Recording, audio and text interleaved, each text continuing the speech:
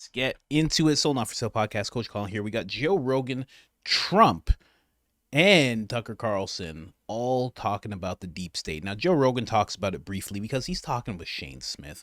And if you guys know about my other video about Shane Smith, I don't know. Some may say he's a shill.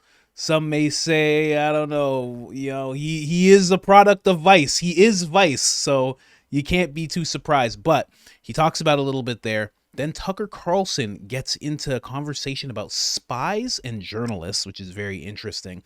And then Trump talks about who the most powerful person is. But before I go to the Trump clip, I'll save that for last. We're going to have Lex Fridman and Joe Rogan actually have this weird, ominous conversation where Lex Fridman is asking Joe about the deep state and about being compromised. So let's get into it. Let's start with Joe Rogan right here. So like so fast. Like I remember I used to watch Tony Blair during question period, and he'd like leap up and he'd be like blah blah blah, and he was so like he knew everything and the facts and stuff. Like you've interviewed him a bunch of times, or I've talked to him many times. I interviewed him once. Is he that good in person? Oh yeah. He's legit. I mean, he was an environmental attorney. Yeah, that was his background, and he's had a crazy life. Imagine you're 14 years old and your dad gets killed by. Who knows? But it might be the government. That's my first episode. Yeah. Assassinations, deep state. Getting into it. Well, it's a real thing. I don't know who's doing it or what faction or how small the amount of people are that are involved in it. I mean, imagine if you're like a legitimate person working for the CIA and you think that the CIA is trying to assassinate Trump, and you're like, well, what the or whoever. That's our first episode. It's got to be. I mean, it's got to be a small faction of intelligence agencies that want to do things like how many people do you think were involved in the Kennedy assassination? So there's a guy named Peter Dale Scott who actually wrote the book on the deep state and brought like the concept over from Turkey to here and broke it. And if you talk to him, so he was really involved or wrote about or covered they tried to assassinate Castro. That was the first American deep state thing, which is like, by the way, that's factual. That's like, oh yeah, they were the mob and the Cubans and the CIA, and they tried to commit. Many times they tried to kill him. And it failed. Yeah. And then, that sort of morphed, and there's all this sort of mix into the Kennedy and Bobby Kennedy, Robert RFK assassination attempts that this guy was referencing. And you're just like, deep state has such a negative connotation to it because it's like conspiracy-ish, but you're like, when it got explained to me by the guys who sort of coined the terms, which is, like there's the intelligence agencies or the Pentagon, career bureaucrats who, by the way, go back and forth. It's a rotating door. They go to Raytheon, they go to Boeing, they go all in, they get the contract, trillions of dollars, and they act in cahoots with each other. And you're like, yeah, that makes total sense. Of course. Like it's a business relationship. And then if they have something that needs to happen, you have all kinds of people who will do that thing for you. Yes. So it's not why. Yeah, exactly. It's not bureaucrats in the It's in the probably CIA. It could literally be one guy who's a top executive, or 100, or a few people that come to a conclusion and don't even have to say it, and then a plan gets hatched. Yeah, and then next thing you know, there's a guy on a roof. Yeah. We're already into. Yeah. I can just see the tweet stuff. Yeah. The tweets. But for sure, it's like I found that fascinating. Not only, so I started doing like the snipers. We got the sniper, fascinating dude. He has the longest confirmed kill, 3.5 kilometers. So we started just talking technical. And you're like, okay, could it be done? And the sniper's like, what do the snipers have to say? And then we got to the head of the guy who trained all the Secret Service people. And we got Trump's head of security for 18 years, personal head of security guy. First time he ever talked. He was great guy. Keith Schiller. And then we got into it, and then everyone started talking about the deep state. And I'm like, what the is the deep state? Like, I know what the deep state people think is. That's the other thing is online, everyone has so many givens. Right. Like in math, 1 + 1, it doesn't given. So there's so many givens. You're like, well, let's look at the givens. Like, what is the deep state? So I literally went after the guy who coined the phrase, and he's like, and I'm like, oh yeah, that sounds completely. I mean, I know those guys. Like, that sounds completely believable. And then, so when you believe that, then you start saying, okay, well, how do these things look? Like, what do they look like? It was fascinating. But I mean, look, I'm into all this stuff, and then you're there like all day, every day doing it. It's fascinating. I love it. So I did get sick. My long-winded answer, I did get sick of being on the outside looking in. It is fascinating, but I like the way I do it because I get to talk to anybody I want to. Like, I don't have to just deal with things that are disturbing. Yeah. I can, talk to someone who's a beekeeper. I can talk to someone who, makes cabinets. Like, Yeah. It's true, man. If Joe Rogan is compromised, he has the cushiest compromised job that there is out there. There's guys who are on rooftops trying to do things. He has the best job, the best. Gets to do comedy, does the podcast, just hangs out. It's one of the best jobs you can possibly have, I think. But just to go from Shane Smith, let's move on to Tucker Carlson's clip. But just to talk about Shane Smith really quick, that is the type of stuff that Vice used to do that I guess kind of fooled me when I was younger. Like, oh, we're looking into the deep state. So we just went to the guy that coined the phrase. And it's like, who cares? Like, I get it. Some people are probably like, that's interesting. And it is. But at the same time, when you're looking into a topic like that, you should be looking into the people who are in it or could be more than who coined the phrase and what they think it is, because it's very apparent. He talks about the Cuba stuff and he's like, that was the first time anything like that had happened. Like, no, that's when it was revealed. There was a president who was wild enough to be like, hey, we're not doing this. I'm not signing off. I don't care who you are. What's your name? Limester? I'm not signing off on this. And then all of a sudden he gets executed. Like, that's what really happened. It was the first reveal, possibly, because I'm not even old enough to remember other things that happened. But it's I don't know. It's just that I don't want to say lukewarm stuff that Vice does, but man, I don't know if you guys watch this whole episode, but if you do, if you like Shane Smith, you'll still like him, but you're like, this is not what I thought he was. When he goes out rogue on his own, leaving Vice, you figure, oh, it's gonna get crazy. But no, it got more watered down than ever. Let's go on to Tucker Carlson talking about the alliance between journalists and spies, which is very interesting. You spent your life in journalism. You're the daughter of a famous journalist. At what point did the overwhelming majority of journalists become more loyal to the CIA than to their readers? Yeah, I don't know. I mean, my father was a journalist in Tokyo in the 1960s, and he said it was crawling with spies then. So journalism, especially in the Cold War, was full of, those august publications like New York Times and Washington Post, full of spies back then. Always. I mean, your dad would know as well because he was a journalist in that era. I think it was really journalism and spies were good friends and great sources, and also kind of interchangeable in some ways. So maybe nothing has changed. Well, I think that's actually fair now that you're saying it out loud. I think that is, in fact, I think I know for a fact that that's true. So you're right. But the difference is that I think the CIA we used to think, I don't know if I even question myself about this now, but we used to think that they were on the side of the angels. Like, they were promoting truth, justice, and the American way, and that was a good thing. But I think they've turned. They are now not acting in America's best interest. I don't know if a rogue element has crept in. I don't know if, because of they recruit smart kids from universities and those kids have already been brainwashed. John Brennan was a communist, known to be at one point. So maybe just the people they're recruiting have changed the culture of the CIA to be more anti-American, like the universities are, like the institutions are. So maybe that's just an organic thing that's happened. But certainly they're not acting in the best interests of what the American people want. Very interesting. I'm just going to switch over just so you guys can avoid an ad there in Tucker's thing. But yeah, just they're good friends, crawling with spies. They're friends, they're sources. I know people know about Project Mockingbird already, but it's just interesting how there was this alliance between the two. You can focus on who coined the term like Shane is, or you can go right into stuff like that.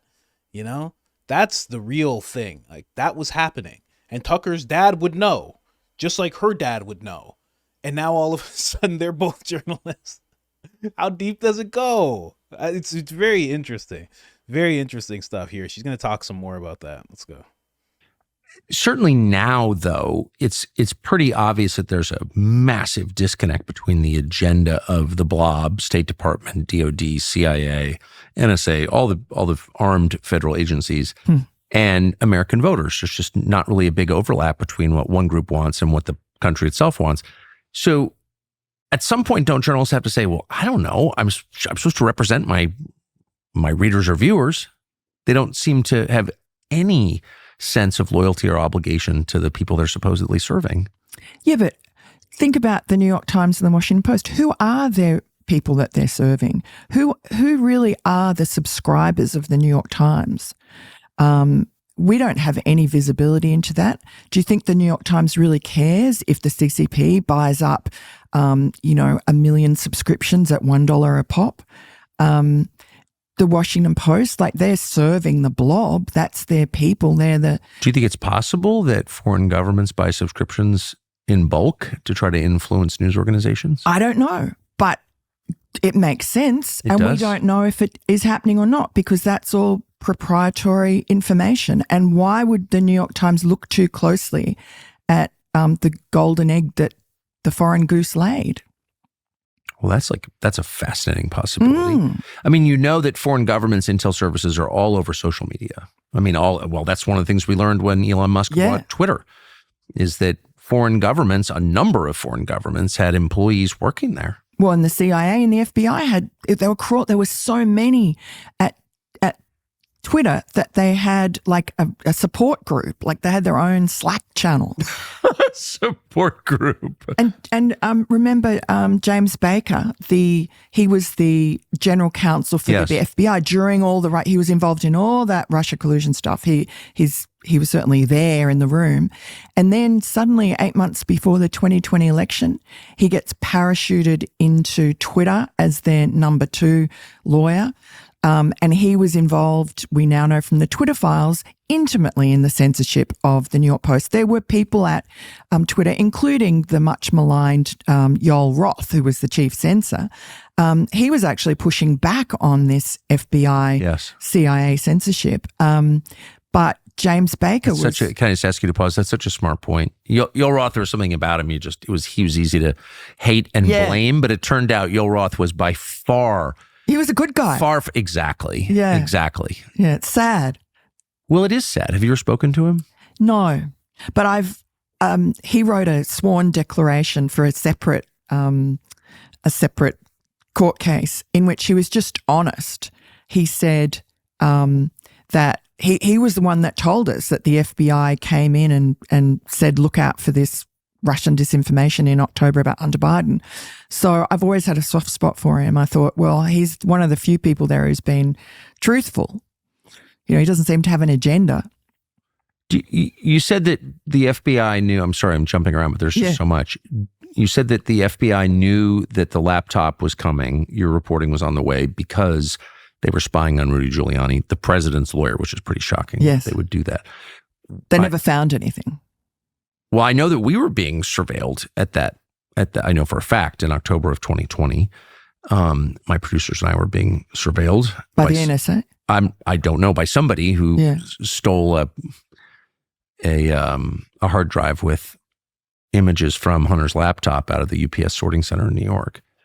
Have you ever thought that because you've reported on this so extensively for so long that maybe, your communications are not secure? Oh, I'm sure they're not. Yeah. In fact, when I talked to new people, like there were some former NYPD people, FBI and NYPD people, they said to me, we're going to meet. We had to meet in person. They didn't trust. They said to me, your phones, I know you mean well, but there'll be people listening in on you. So I'm. Oh, man, very interesting. Very interesting stuff. The fact that both of them are so kind of like, yeah, of course. Yeah, journalists, spies. Hunter Biden. Yeah, this Roth guy. Just so you know, when they're talking about this Yoel Roth person, if you actually read the communications, because they all became very accessible via the Twitter files. If you're on X, just type in Twitter files and you'll find Matt Taibbi and you can read through it. He's not exactly honest. he was a part of it and he was helping it all happen. So like he was very aware that was all happening. It's not like he was a whistleblower. I feel like in that situation, if you become the whistleblower who is ringing the alarm on this whole thing, then you could say that this person was actually the good guy. But if you're just one of the people going along like a cog in the whole machine, then, yeah, I think you're going along with it. And for years, this person did. So I don't know if he was a good guy, but I guess, they're saying that he was honest. So that's a good thing. But it's like, just listen to what we've heard so far. So they're talking about the guy who like coined it and everything. Joe Rogan's linking that to assassination attempts, and Shane's not fighting that at all, even if he is a shill.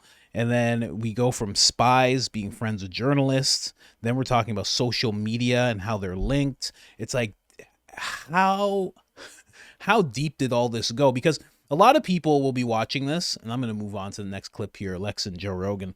But a lot of people will be like, oh yeah, Project Mockingbird. It's like, yeah, but you don't know. You don't know if that still exists. And if you do, you don't know what it's called now. You don't know how deep it goes. And it was Project Mockingbird. What is it, just journalists? Or is it people like me? Is it YouTubers? I think myself, my theory, I don't know if I'll ever be able to prove it. I think it's YouTubers, 100%.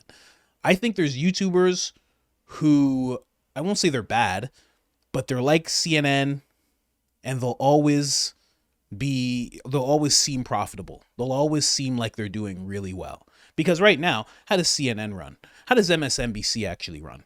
And I don't want to name any YouTubers, but you could find some people who you might classify as shills, and you'll be like, how do they survive? Well, what's going on there? What's going on? It's very interesting. I don't know, but that's my thing. I think it went deep. I think there's Project Mockingbird, and I think that's expired, and I think that's something that we all look to because we heard about it, and it was pretty much released. I think they moved on and went real deep. I mean, what they were just talking about in regards of Twitter, that's pretty deep, but I think it goes a layer deeper, where it's like a streamer with long hair who's like, yo, what's up, guys? Like, I think it goes that deep now. Yeah, it could be me. I know it's not, but you don't. You know what I mean? I could tell you, just like Joe tells us, but I don't know. It's mind-boggling to me. And then you have Joe Rogan actually saying this, and this is what ties everything you're just hearing together. Because this is very interesting that Joe Rogan and Lex had this conversation. Listen to this. So I have not officially been contacted by any intelligence agency, but I start to wonder, well, is there somebody I know that's doing that? Undercover CIA or undercover FSB, undercover anything? You probably do. Have you asked yourself this question? Yeah, for sure. Yeah, people that have been on my podcast. Yeah, for sure. You think there was a guest that may have been? 100%. Oh, man. I would imagine. Would you know? I have suspicions. Do you care? Is this...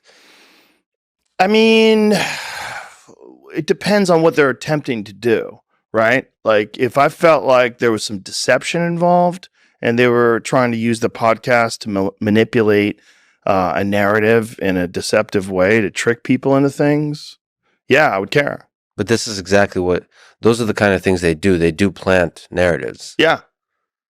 I mean, I would imagine if you have the number one podcast in the world, that people would want to infiltrate that. Yeah, there's probably meetings in all major intelligence agencies about, okay, what are the large platforms? How do we spread the message? Yeah. Well, I mean, that's the thing that really emerged when we were talking about during my cancellation, that there's there's no objective analysis of this in mainstream media. There's clear narratives that they're trying to push forward to, whether it's to promote certain ideas or to diminish the power and reach of people who are mavericks, or people who aren't connected to a system that you can't compromise. That's where it gets dangerous, right? Where it gets dangerous is when someone has the largest reach, but is also completely detached and clearly is independent in the sense of independent thinking, has on whoever he wants. But your mind can still be manipulated. I guess I can. I mean, I guess everybody can be manipulated a certain way. I manipulate my own mind, I'm sure, too. But I also spend a lot of time thinking about what I think. That first part of that conversation. First of all, Lex looks directly into the camera. Okay, he looks directly into the camera and is like, I have not been contacted. It's like, hey, aren't you talking to Joe Rogan? Why are you looking at the camera? And then Joe Rogan instantly just says, yeah, you probably have. In regards to being contacted or being around people or knowing someone, look at him. Like, and he's solid in that thinking, you know? I feel like that guy that's at, that meme of the guy and he's connecting all the things and he's like, but it's interesting how deep it all goes. Why is Joe saying he for sure has? Joe obviously, I know he does. I've listened to every single episode. He knows about Project Mockingbird. But again, we don't know where that's gone. There's no one who's like, that still goes on. That's still a program. It's probably expired and they probably have a new one now. And we have no idea what it's called.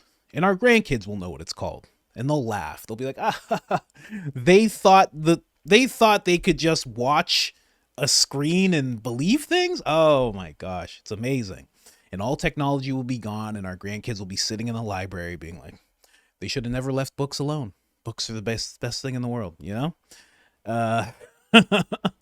Keep your dictionaries, people. That's what I always say. But yeah, it's just very interesting conversation, So spies and journalists, they're in social media heavily, right? Independent journalists are affected now. I think YouTubers. Joe Rogan's saying for sure Lex Fridman knows some people. Who does Lex know? Lex knows all the top podcasters. It's not like he knows people that are secret to us. And Joe's saying for sure you do. Joe knows who Lex knows. And they interview a lot of the same people. I don't know, man. And then when you get into the whole people trying to manipulate platforms, well, it's like, if you watch this episode of Joe Rogan, it's exactly what Shane Smith was doing. I don't care what anybody says. I did a whole episode on it. It's called Joe Rogan Destroys Shane Smith. Something along those lines. You know how I am. Joe Rogan's either shocked or he's destroying or he's stunned. You know how I am. You guys know. But it's one of those things with Shane Smith because he's saying that the border's closed. He's like, the border's not open. It's not a real thing. That app that everybody's talking about, that just tracks people. So it's actually a good thing. He was doing this whole thing and Joe was kind of combating him, but not going really hard and calling him a liar or anything. But he was trying to do that. Is he one of those people? I kind of think so. I don't know. But then you have people like this.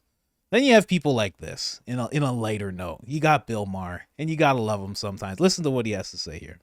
Well, great. We'll elect you the timekeeper then. Of course it's about time. Everybody's late on everything. We're, as Joe Friday used to say on Dragnet, we're recruiting from the human race. Yes, we're all schmucks and we're all late. Obama was late on gay marriage. Kennedy was late on civil rights. Lincoln was late on slavery. Everybody's always late. Biden's late now on pot.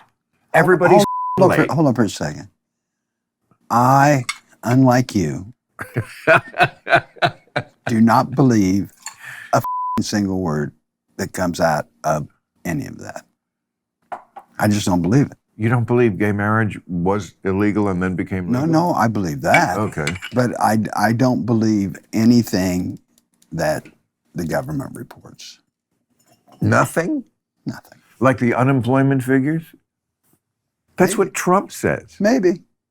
Trump, when he ran the first time, I mean, it's Trump, so you have to just use it for comic effect. But the unemployment rate, they're saying it's 4%. It could be as high as 35%, 40%. That's pulled it right out of his ass. That's not what I'm saying. What are you saying?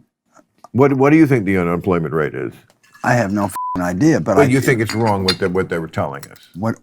Whatever it is, it's probably you don't trust a lie. that? I don't trust the government. I do. See, you trust the government? I trust the people who work in the deep state. I trust these bureaucrats. Yes, I do. The people with stale pizza on their desk and cold coffee who just do the job of making sure that your life is as cushy as it is, and most people's lives are, because a lot of nameless, faceless people doing boring jobs do things like, yes, compile data on unemployment. I do. I trust those stats generally. And so you, I suppose you trust science also, right?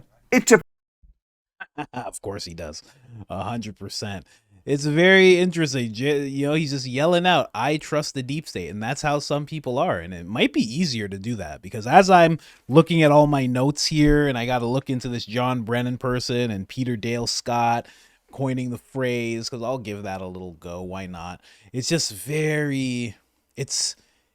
you know, it might be easier to just trust, but his definition, and I think that's a lot of people's definition of the deep state, is completely wrong. It's not people who are compiling those numbers. It's the person who comes in, who understands that there may be something at stake and says, yeah, so guys, turns out you got black unemployment. You have it at, you got it at 5%.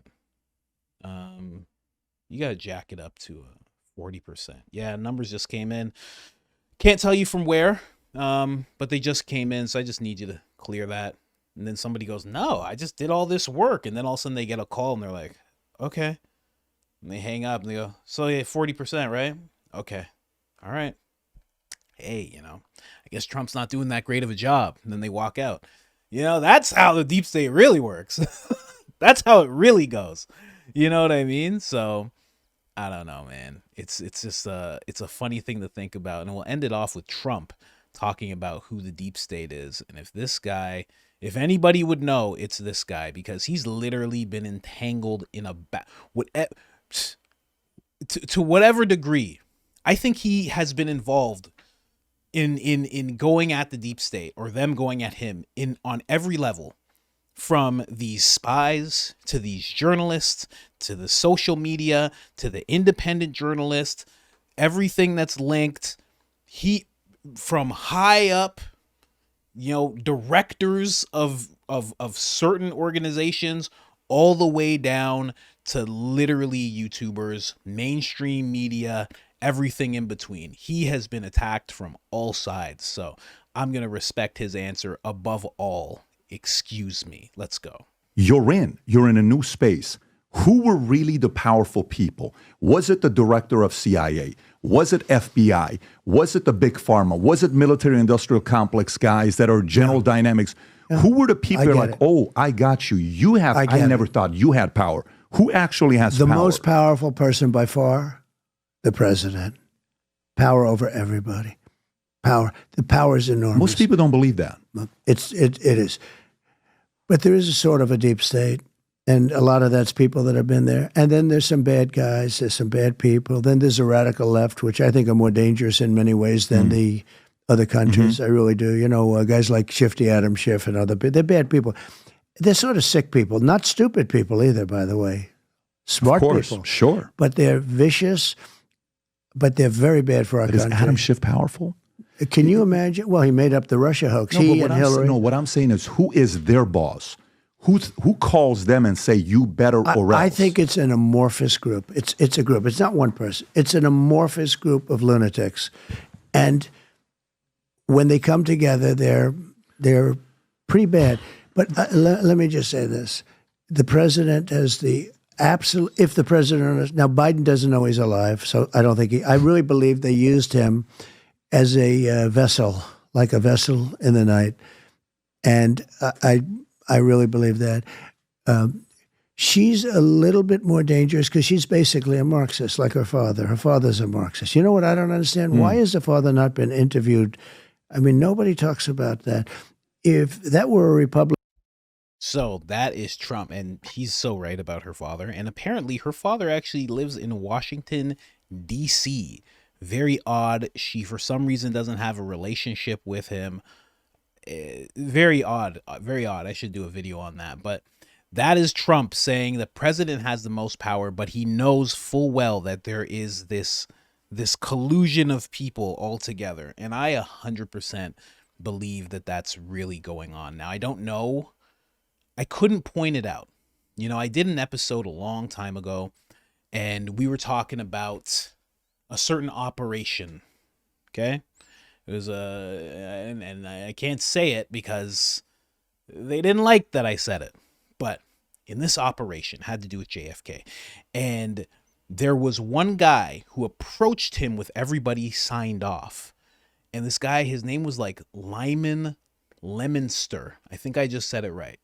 And if you look that guy up, that guy is the epitome of the deep state. He is so decorated. And when he got fired by Kennedy, he went and worked for the Rockefeller Foundation. And then Kennedy, you know what happened to him. And then they hired him back in the same position. So Kennedy got rid of him. Something happened to Kennedy. And then that guy came right back working the same thing. It was highly respected guy. And then when I did that video, I zoomed in on his ring by mistake. And his ring was... whatever. What can I do? I can't not say it. He had this really big Mason ring on, and I was like, oh man. And that just wrapped up the deep state for me. I'm like, because it's the layer of everybody's right. It's these layers of journalists and, I'm saying YouTubers and influencers and this and that and directors and, agent, blah, blah, blah. And then all the way at the top. And then all of a sudden, just one guy at the top. Big smile on his face. It already happened, that great man in Dallas. It already happened. Big old Mason ring on. Now, I'm not saying that the Masons are at the head of it. I'm just saying it was interesting. For me, it just put a bow on it, and I was like, there you go. Anyways, guys, I just wanted to have some fun and talk about this really quick. I don't know what do you guys think it is? I mean, it's pretty clear what it is. It's people on all levels all working together. And if it's possible that they don't even know that they're working together, that there's just people above them pulling certain strings, using money as carrots, using moving up as a carrot. I think a good example of that would be Don Lemon. Don Lemon went from, pull up your pants, black people, to what you see today. And I think that was just a big carrot in front of him. Like, hey, just forget all this integrity. Don't worry. Don't worry about making those people better. Don't worry about that. Come on, get the carrot, get the carrot. Next thing you know, he's laughing at Joe Rogan talking about horse goo. You know what I mean? It's true. It's true. Anyways, guys, just an interesting rabbit hole I ended up falling down because I watched so many videos, but take that for what you will. Like, subscribe, turn on the notifications. Other than that, I'm out.